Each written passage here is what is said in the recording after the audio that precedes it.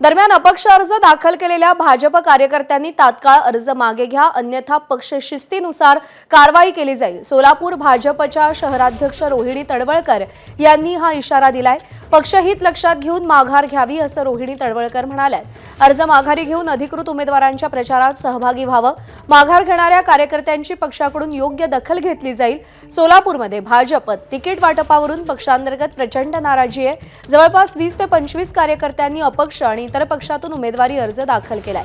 आज उमेदवारी अर्ज मागे घेण्याचा शेवटचा दिवस असल्यानं या कार्यकर्त्यांना अर्ज माघारी घेण्याच्या सूचना पक्षाच्या वरिष्ठांकडून दिल्या जात आहेत।